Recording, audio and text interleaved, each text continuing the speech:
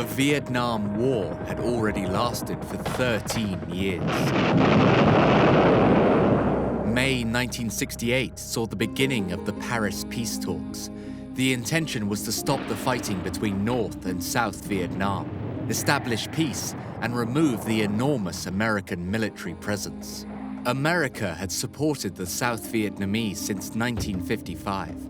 Presidents John F. Kennedy and Lyndon Johnson had escalated America's involvement in the war, resulting in more than 500,000 troops in Vietnam. In January 1969, Richard Nixon became president and faced extreme hostility to a war that had raged for so long. He assured the American public that he would withdraw the number of US troops considerably. However, he initiated a secret plan and within 2 months was bombing Cambodia. On September 2nd, 1969, President Ho Chi Minh, hero of the revolution, dies. He had been the father figure of the National Liberation Front and had played an amazing game of bringing support from the Soviet Union whilst keeping China at bay in his quest to rid Vietnam of the French and then the Americans. In 1969, Ho Chi Minh died, but the policy of Hanoi stayed the same. They were happy to sit around a table in Paris, but would essentially agree nothing. When the truth is found. Nixon had campaigned under his banner of peace with honor, which was the plan to build up the South Vietnamese forces so that they could defend the South against the communist North, or Vietnamization. US troops would be gradually removed. Don't you need somebody to love? The American line for the last few years of the war was building up. Vietnamization, they called it. Vietnamization meant creating a South Vietnamese army which was going to salvage South Vietnam from the North Vietnamese evil communists. Nixon comes to office. He's pulling Americans out and they're training up the South Vietnamese to fight their own battle. But a lot of these guys, they consider the Americans the really enemy as much as the communist Vietnamese do, and they don't want to die fighting their brothers. So they're a pretty incompetent lot, the South Vietnamese army. I thought the South Vietnamese had behaved disgracefully during the war and then were treated disgracefully by the United States during the peace treaty. I think the South Vietnamese were exceptionally badly led from the time of Diem onwards. News broke out in November 1969 that there had been a massacre at the village of My Lai, where more than 400 villagers had been slaughtered by Lieutenant Calley and his troops. This village was not a stronghold of guerrillas. It was just an ordinary village. There was a village nearby that was a stronghold of the Viet Cong, but Lieutenant Calley, who was in charge of the platoon, couldn't read a map. They went into this village, essentially shot everybody. They ran the young women and then killed them. They threw one old man down a well and dropped a grenade in after him. Eventually, the survivors were herded up into a drainage ditch and everyone just emptied their guns into the pile of bodies there. When you put young men in harm's way, they lose control. They shoot everything, anything that moves, you know. And then you run into guys like Lieutenant Calley, who were psychopaths. I'd venture to say there were 50 My Lais that we never heard about. Calley was sentenced to life. He served, I think, 18 months under house arrest before being discharged. You know, the Americans can't be doing this. Land of the free and trying to free the South Viet. They can't be killing the people they're coming here to defend. But I have to say that after a few years of being out there back and forth, it was pretty commonplace. One of the most astonishing things that I can remember, we met a colonel, a very well-educated American. He spoke ancient Greek. He'd got a business degree from Harvard. Everywhere he went, he took his Thai chef. And he took French wine everywhere he went. It was just like a movie. I mean, so much of Vietnam is like a movie. We interviewed him. Then he said, well, gentlemen, thank you very much. I'm now off to kill Kong. I said, "You're going on a mission, sir?" He said, No. Every afternoon when there's nothing happening, I get in my Bell helicopter and I take my hunting rifle with me and I go and search for Kong. And if I see somebody in the fields, I give them a little bit of a run and then I kill them. There you go, Sarge.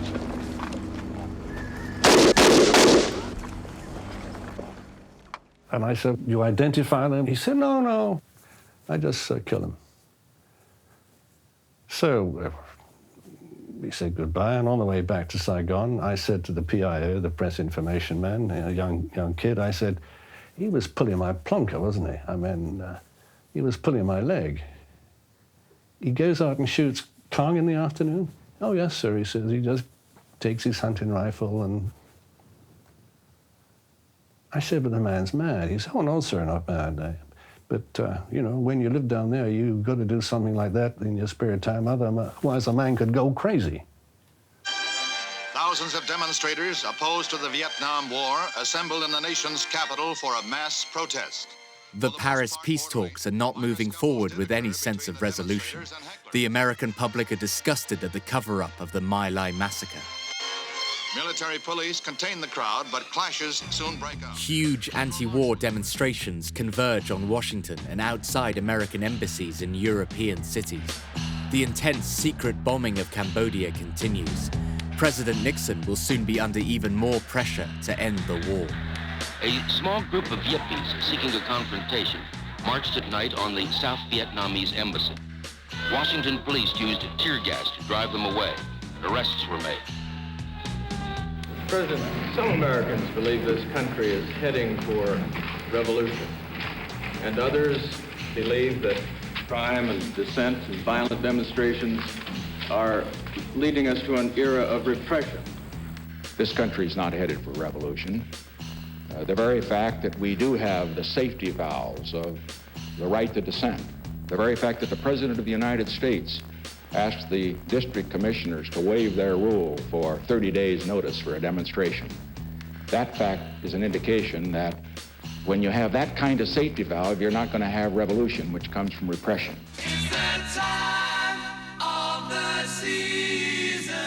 As the hostilities in America continue, soldiers in Vietnam now have draftees amongst them, many of whom are voicing their distrust of the war, causing unrest in the ranks. For my entire tour of duty, and I think by and large all of my soldier colleagues felt, we were wasting our time. But we were being told to do it, and we were soldiers, and we were good soldiers, and so we did it. It's a very desperate terrain there. Once you started to move north, it became different. Of course, you had mountains, you had Pleiku, Central Highlands, but certainly in the south, you had vast areas of paddy fields that you had to go through. You know, that's when you know a war is lost. And you're still there, you're sort of the left behinds. You have no enthusiasm or any verve because you know that the cause might have seemed appealing 5 years ago, but it's gone. So what are you doing in the jungle? Which is why so many Americans got hooked on drugs, because there was no mental way out. It just didn't make any sense. Has he taken any time? The secrets of atrocities in Vietnam and bombing in Cambodia break in the press. The US public is shocked and outrage takes hold.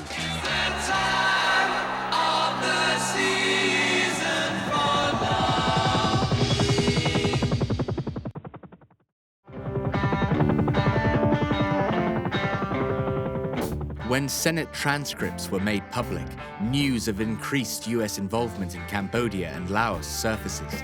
This leads to more demonstrations across America. When Richard Nixon announced that his troops were being committed to Cambodia, the anti-war movement was revived in America. Huge moratorium marches protesting against the war in Cambodia spread to all parts of America and to other places such as Australia. In some cases, the National Guard fired on protesters. Tragedy strikes at Kent University, Ohio in May 1970. Several anti-war protesters hurl rocks at the National Guard, who open fire on the crowd, killing 4 students. Gotta get down to it. Soldiers are cutting us down. Now, the parents of America are shocked. These are nice middle-class kids who were shot down by their own people. Congress gets up in arms and essentially stops funding the war, to stop increasing the return of US troops from South Vietnam.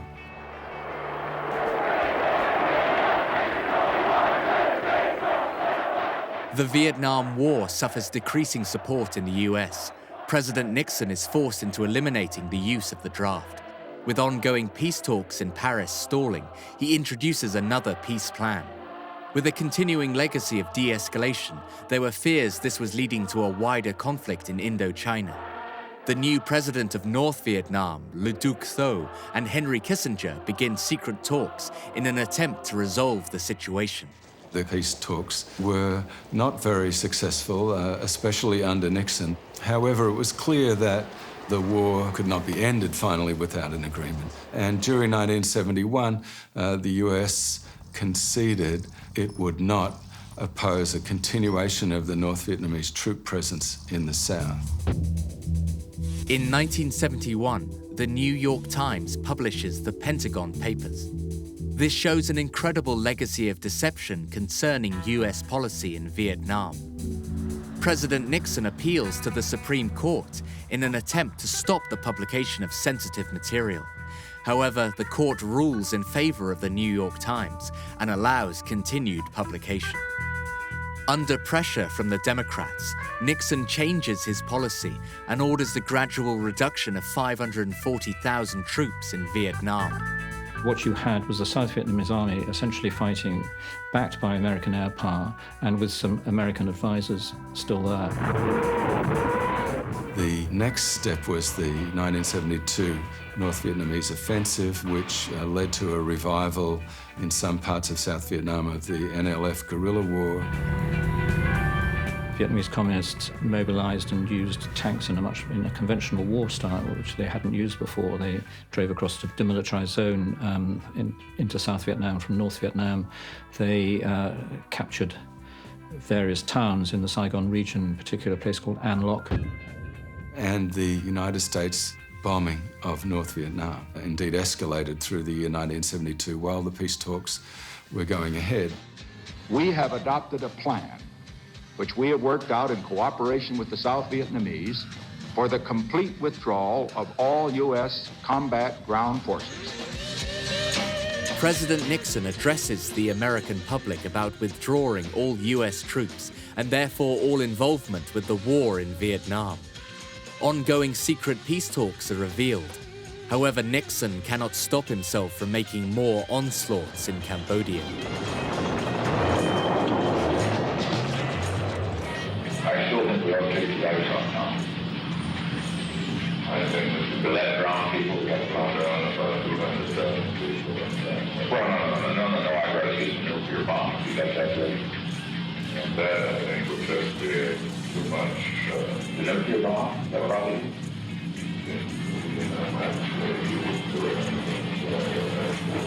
I just want you to think big, Henry, for Christ's sake. He also wants to force the hand of the North Vietnamese to make concessions in these talks, so he orders the bombing of fuel storage areas near Hanoi and Haiphong. The administration makes it clear to the North Vietnamese that no area of Vietnam is off limits to bombing raids.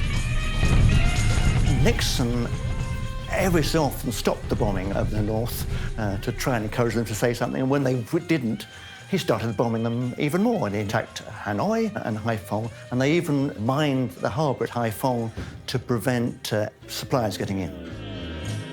The famous incident of Kim Phuc, the girl whose picture of her back burning with napalm, running down the street, that was about 45 minutes out of Saigon. You felt the war. You could hear the bombing. There were rockets coming into Saigon from time to time. You'd wake up in the middle of the night and it would be from a shuddering blast. Napalming a village. I mean, to see a village suddenly destroyed in front of you by a simple napalm bomb is a pretty devastating thing to watch. Well, a few weeks after I got into the country, into my unit, up on the side of a mountain, we got bushwhacked, and the ambush came from above. And by the time everything was sorted out, a Super Sabre, the F-100, came clambering up the valley and dropped its payload up above us. And it was napalm. Kaboom. And it was, you know, red fire and black smoke, just like in the various war films you see. And it was far away, not to get singed by it, but you could certainly feel the atmosphere change.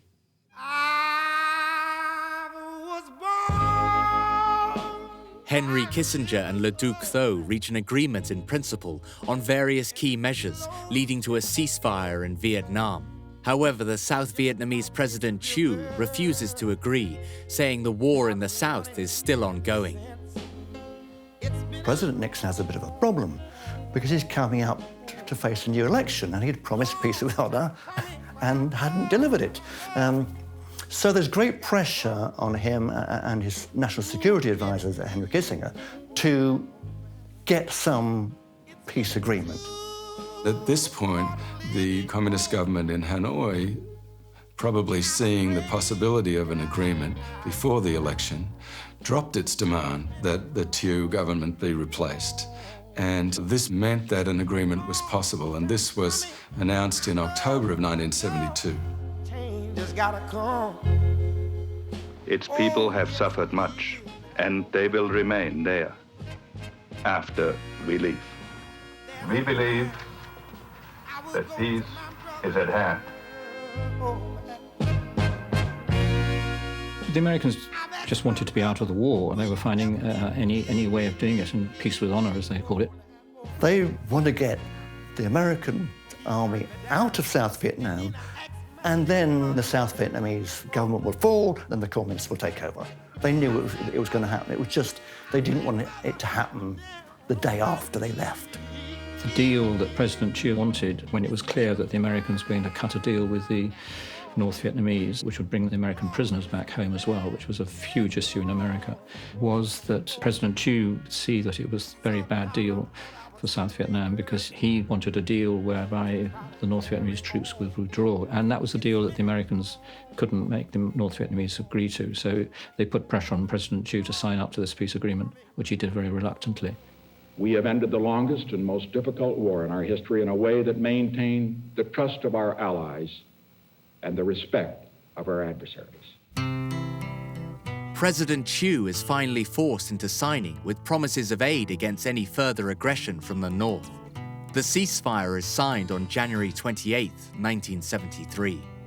Then the US troops withdrew. The North Vietnamese handed over the 500 or more prisoners of war who had been held in the North, mostly pilots shot down there, and the agreement went ahead between Hanoi and the United States. For the Americans, the war was over. They got their prisoners home. They had lost 55,000 Americans. Out of that 55,000, half of them were 17 or 18-year-olds. It had been a traumatic experience for America, so they just wanted to get out. When the war ended in 1973, 591 prisoners were returned. This was only about 12% of those requested by the US. What happened to the other 3,109 that were asked for? Henry Kissinger sent a secret letter to the North Vietnamese Prime Minister that the US was willing to pay $3.2 billion for the return of the remaining prisoners of war. The US Senate voted against it. America, I felt, just wanted to forget, in a way, that Vietnam existed. After the signing of the Paris Peace Agreement, fighting continued for the South Vietnamese in South Vietnam, and 1,000 Vietnamese were dying a week. So in a year's casualties were more than the Americans suffered in the entire war.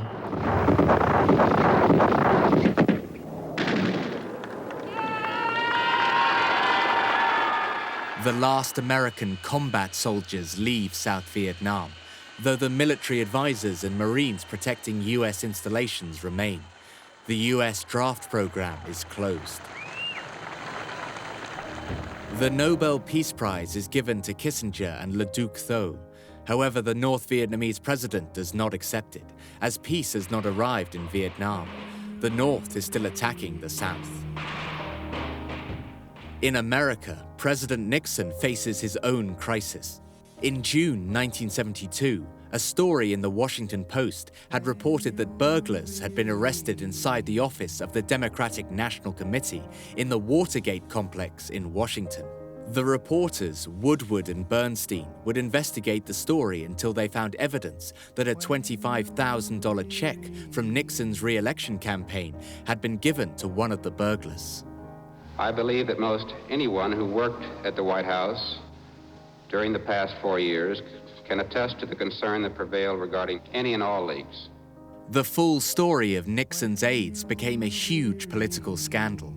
They had been running an election campaign employing spying and sabotage. I think it is time in this country to quit making national heroes out of those who steal secrets and publish them in the newspapers. However, more secrets are revealed, which will make Nixon's presidency untenable.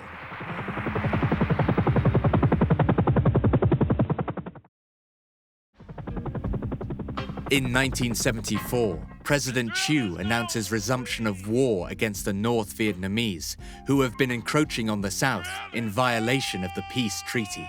Weakened by wave after wave of air attacks from America since 1969, neighboring Cambodia is vulnerable to its own rising threat, the Khmer Rouge.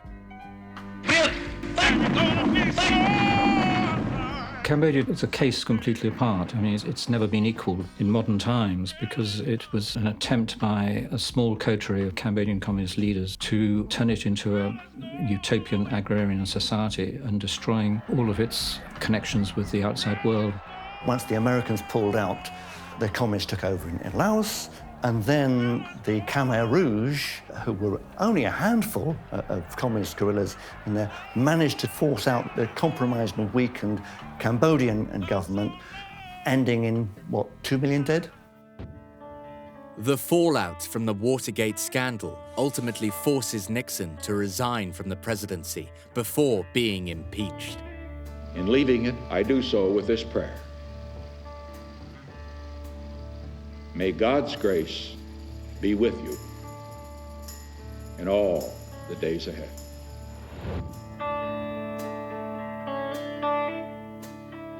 In August 1974, Gerald Ford Jr. becomes the 38th president. With American troops out of Vietnam, the press report events there less and less. The public has lost interest in the war.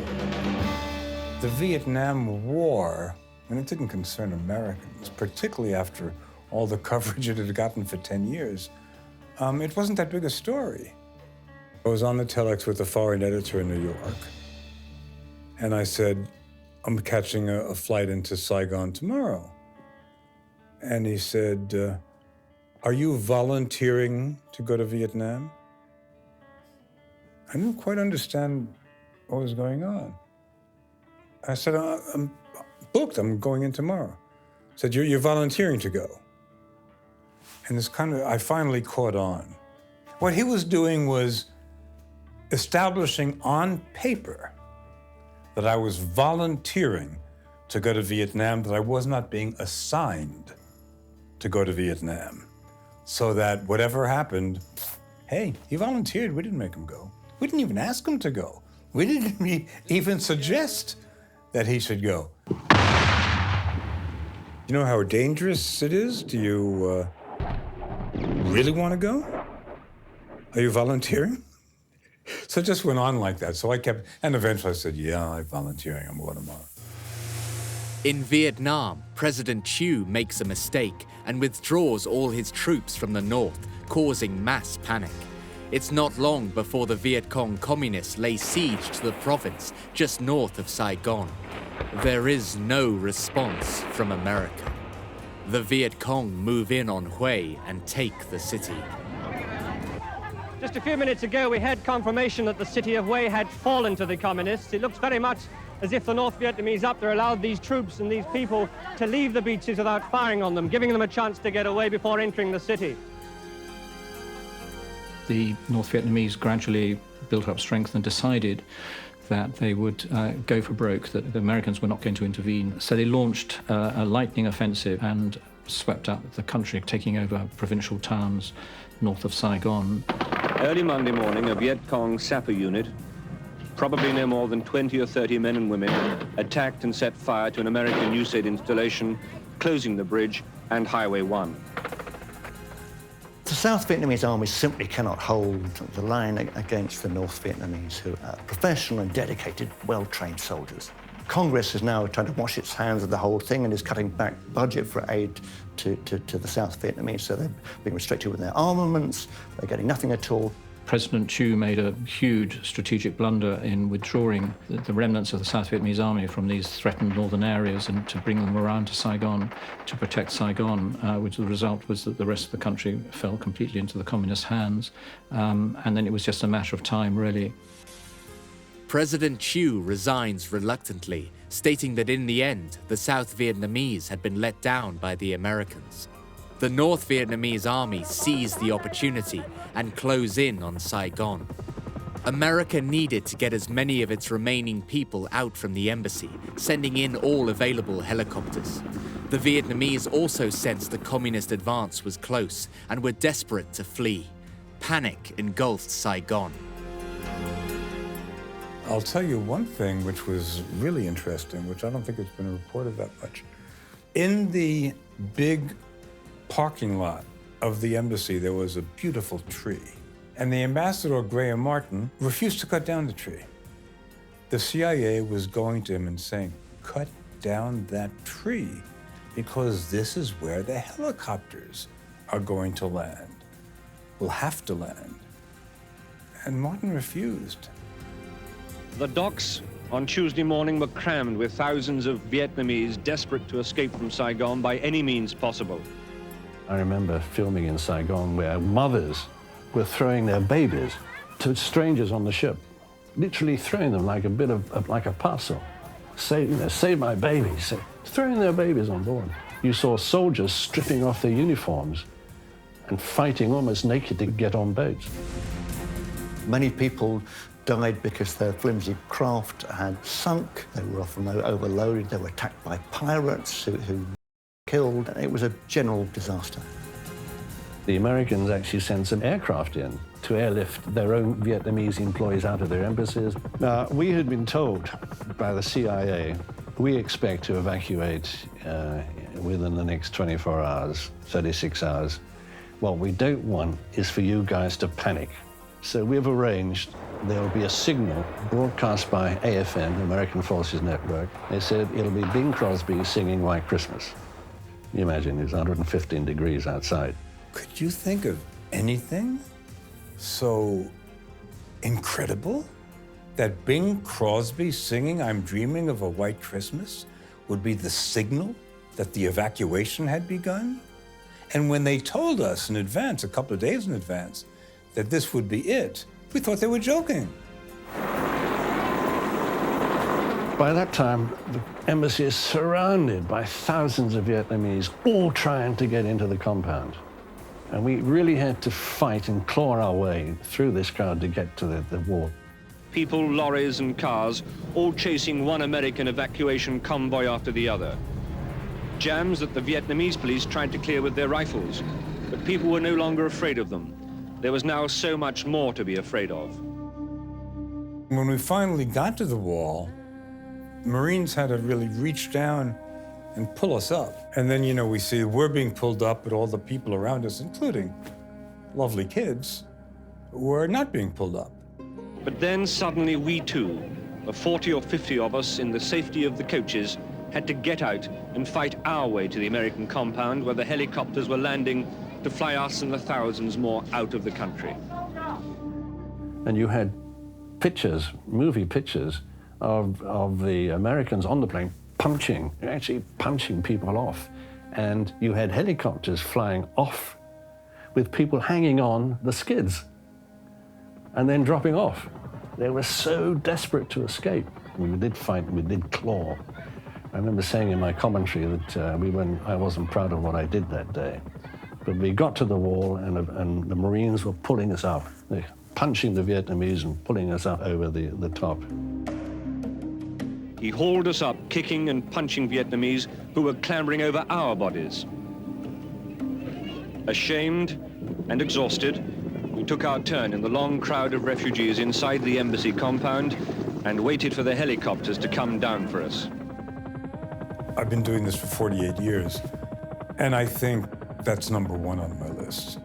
The last day of Saigon, the Americans losing their first war, leaving from the American embassy to go to a ship in the South China Sea that was an admission of defeat.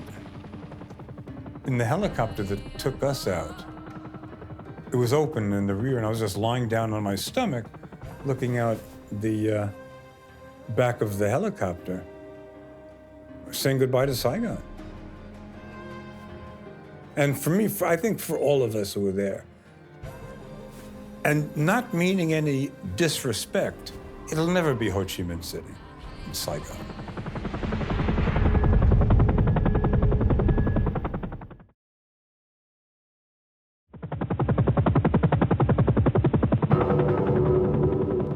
"20 years since America first began financing the South Vietnamese, it was finally out of Vietnam.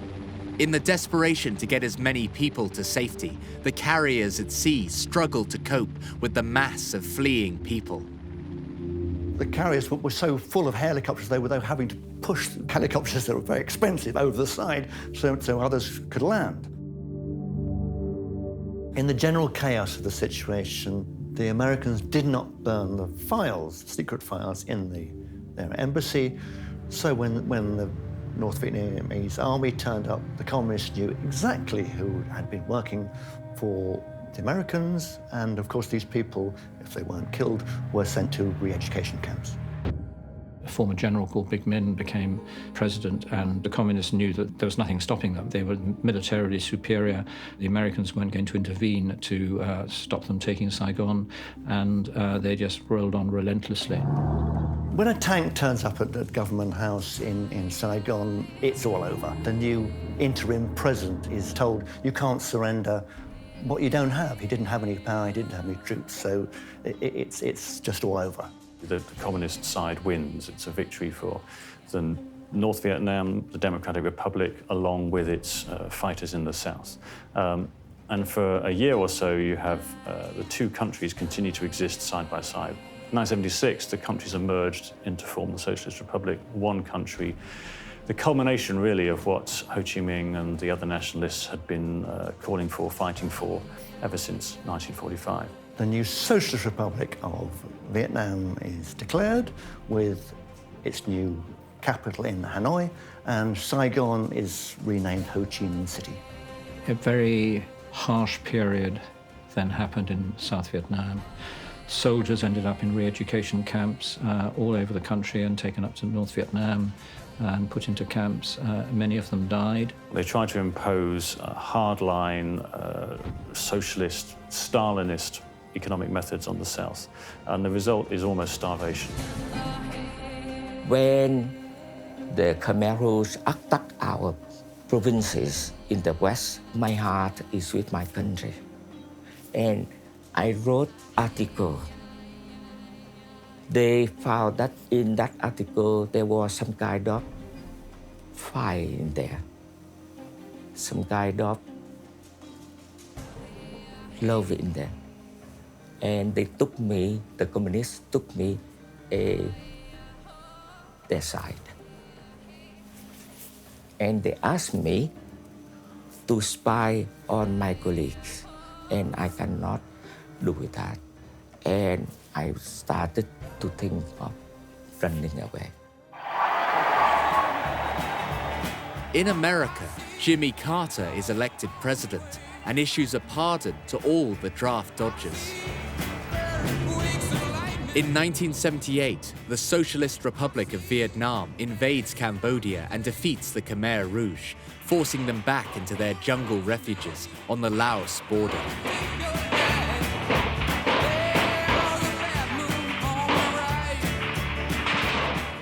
The outside world, whether it be the United States and Europe, is fearful of what Vietnam intends to do in Southeast Asia. And so they actually condemn and impose sanctions on the Vietnamese for getting rid of the Khmer Rouge. China decides to invade Vietnam and takes border cities, giving the warning the gate to Hanoi is open. The Vietnamese put up a very stirring defense and gave the Chinese a bit of a bloody nose. And so Vietnam is almost completely isolated internationally. Its only friends, really, the Soviet Union and the Soviet bloc from 1979, right the way through the 1980s. This is a very, very tough time in Vietnam. The ravages of war have destroyed the agricultural base of these societies. Entire villages have been decimated, people forced to abandon their lands. From being net exporters of rice, many regions of Southeast Asia have become net importers. The pride of self-sufficiency is gone. What is left for millions of people is dependency on aid from the outside and the long search for a new life. Many were desperate to escape the communist government and the terrible conditions they were forced to endure. Many Vietnamese tried to flee en masse in heavily overcrowded boats. I pretend to be a Chinese. I pay the gold to Chinese boat master. So we three, myself, my wife, and my baby, we went down to the Mekong River Delta. Our wooden boat is about 25 meters long. It got 650 something people. So even when it was still not moving yet, people in the boat started to suffer already because we did not have enough air to breathe. We were in the sea for just 2 days when the engine got into trouble. Every light gone out, and in the dark, you can hear everyone pray. I put my wife and my daughter in the very dangerous situation, but it's too late. And I cursed myself. The British commercial ship passed by. The wife of the captain asked to return to pick us because she saw people from our ship. We were lucky. And then the ship took all of us to Hong Kong. All of us were put into the prison. We were there for 4 weeks. At the end, we signed a paper with the IOCM to borrow from them the money to get tickets, one-way tickets from Hong Kong to England. For those Vietnamese who didn't get out of Vietnam, the extremely difficult times continued. The report on the devastating effects of Agent Orange is revealed both in Vietnam and to the US veterans involved in the deployment of the toxic mix. Old man lying by the side of the road, the lorries rolling by, blue moon sinking from the weight of the load, and the buildings scrape the sky. Some of the most beautiful countryside in the world was just a desert. There were bomb craters where there should have been fields.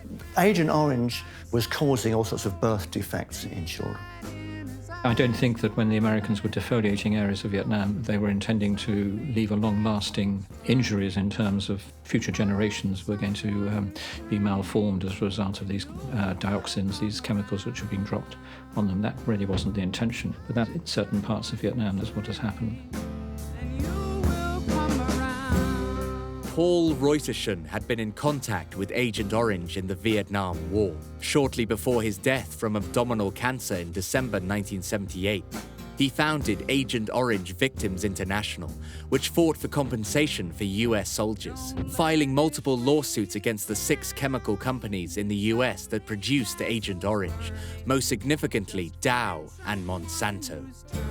The class action case was settled in 1984 for $180 million. Of the 105,000 claims, approximately 52,000 Vietnam veterans or their survivors received cash payments, which average only $3,800 each.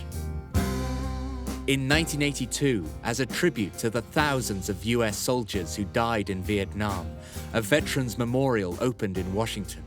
However, the Vietnam veterans who survived have never been given the support they deserve. After the takeover of the communists, Vietnam was left with a legacy of extreme war damage, unexploded bombs, and an impoverished economy. America dropped 7.8 million tons of bombs on Vietnam, more than it unleashed on Germany and Japan combined. We were back there for one of their Independence Days. They had this communist parade down the main street of Saigon up to the presidential palace. Jap and the others were there, the old soldiers, the old liberators. And when you were on a tight shot, you were on them. When you widened up behind them on the roofs of buildings were advertisements for Sony and Sanyo and Toyota. So, communism? Who won the war? There always were coffee plantations in South Vietnam, in the Central Highlands. The French had them, but the Vietnamese did clear a lot of land and build up these coffee plantations. Vietnam has become the world's second largest coffee producer. It took most of the 1980s for the Vietnamese to extricate themselves from Cambodia, renegotiating their relations with the outside world. By gradually allowing more and more freedom at the local economic level, the country was able to feed itself again and get to the position where Vietnam is the second largest rice exporter in the world. In recent years, Vietnam has become one of the fastest growing global economies. It is a significant agricultural exporter, the third largest oil producer in Asia, and an important manufacturer of textiles, clothing, and computer and mobile phone components. Estimates of its population exceed 92 million. Even now, Vietnam remains a communist country, despite all the trappings of motorbikes and advertising and all that sort of thing that you see. The Communist Party is still in charge of the organization of the economy, and it still sees a big role for the state, and it has big agricultural enterprises. Vietnam has become actually quite successful, but there is still a lot of press censorship, quite a lot of repression if you get out of line. But it's also the economy of South Vietnam has been helped by a return of South Vietnamese boat people who've gone to America, for example. So many of the Vietnamese who've come to the States have done so well.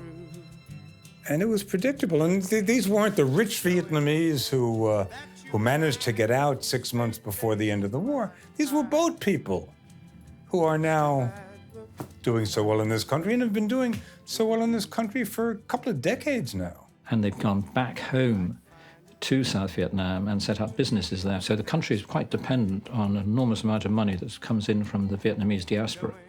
The Vietnam we knew during the war had a lot more reality to it. Saigon itself has changed enormously. A lot of the old French buildings have been torn down, and buildings are high-rises with marble and glass, and Louis Vuitton shops and Prada shops. I asked myself, I said, you know, is this really what these Vietnamese communists were fighting for? There's no question that as soon as the war was over, they began building an economy. And look at Vietnam today. Knowing that you lie straight-faced while I cry, still I'd look to find a reason to believe.